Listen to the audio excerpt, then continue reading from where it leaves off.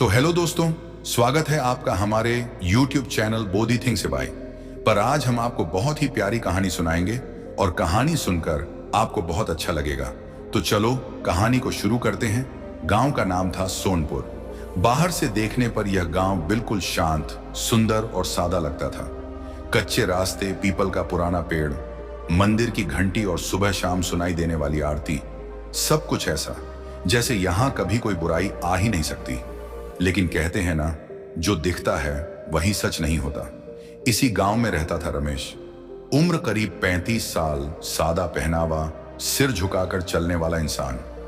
वह पास के शहर में मजदूरी करता था। सुबह अंधेरे में घर से निकलता और रात को थका हारा लौटता। गांव के लोग उसे ज्यादा पसंद नहीं करते थे। पता नहीं इतना चुप क्यों रहता है, जरूर कोई बात है इसके अंदर। अकेला रहता है, किसी से हंसता बोलता भी नहीं। लोग बातें बनाते पर रमेश कुछ नहीं कहता। उसके ठीक उलट था सुरेश, गांव का सबसे सम्मानित आदमी। बड़ा मकान, साफ कपड़े, मीठी जुबान, हर धार्मिक कार्यक्रम में सबसे आगे। अगर कोई मदद मांगता तो सुरेश सबसे पहले सामने आता, कम से कम दिखावे के लिए। गांव वाले कहते थे, सुरेश जैसा आदमी हो तो जीवन धन्य हो जाए। और रमेश के लिए बस एक ही बात, इससे दूरी ही ठीक है। एक दिन की घटना, एक दिन गांव में खबर फैली कि मंदिर के दान पात्र से पैसे चोरी हो गए हैं।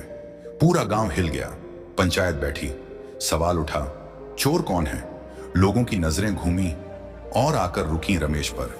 यह चुप रहता है, दिन भर बाहर रहता है, गरीब है, पैसों की जरूरत होगी। बिना किसी सबूत के, बस शक के आधार पर रमेश को घेर लिया गया। रमेश खड़ा रहा, आंखें नीची, आवाज शांत। उसने बस इतना कहा, मैंने चोरी नहीं की। लेकिन उसकी आवाज में न गुस्सा था न जोर, और यही उसकी सबसे बड़ी कमजोरी बन गई। सुरेश आगे आया, गंभीर चेहरा बनाकर बोला, भाइयों, हमें सच्चाई जाननी चाहिए, लेकिन शक भी यूं ही नहीं होता। यह सुनते ही भीड़ और भड़क गई। रमेश का सच पंचायत ने फैसला सुनाया। जब तक सच्चाई सामने न आए, रमेश मंदिर के कामों से दूर रहेगा। रमेश बिना बहस किए लौट गया। उस रात वह देर तक जागता रहा। पुरानी यादें उसके मन में उमड़ने लगीं। दरअसल रमेश का जीवन कभी ऐसा नहीं था। वह पढ़ा लिखा था, शहर में अच्छी नौकरी करता था, लेकिन एक हादसे में उसने अपना सब कुछ खो दिया। माँ बाप, घर, आत्मविश्वास। उस दिन के बाद उसने खुद को लोगों से दूर कर लिया। शोर शराबे से नहीं, शांति से जीना उसने सीख लिया था। सच्चाई का खुलासा कुछ दिनों बाद, गांव में एक बच्चा बीमार पड़ा। इलाज के लिए पैसे नहीं थे। सुरेश ने कहा, मेरे पास अभी नकद नहीं है। रात को उसी बच्चे के दरवाजे पर एक थैली रखी मिली, जिसमें ठीक उतने ही पैसे थे जितने इलाज के लिए चाहिए थे। किसी ने रमेश को देखा था वहां से लौटते हुए। सुबह यह बात पूरे गांव में फैल गई। तभी शहर से एक पुजारी आया। वह मंदिर के दान की गिनती करता था। उसने बताया, दान पात्र से पैसे नहीं, सिर्फ गिने गए नोटों की जगह बदली गई थी, और सीसीटीवी में सुरेश साफ दिख रहा है। सन्नाटा छा गया।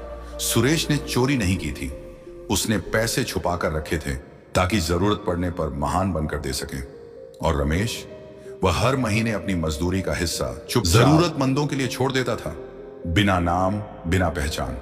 अंत और सीख, पंचायत में रमेश को बुलाया गया। गांव वालों की आंखें झुकी हुई थीं। सरपंच ने कहा, हमें माफ कर दो, हमने तुम्हें गलत समझा। रमेश ने बस मुस्कुराकर कहा, गलत समझना आसान है, समझना मुश्किल। उस दिन गांव ने एक अनमोल सबक सीखा, जो ज्यादा बोलता है वही सच्चा नहीं होता। जो दिखावे में अच्छा लगे वही अच्छा नहीं होता। और जो चुप रहता है, जरूरी नहीं कि उसके मन में बुराई हो।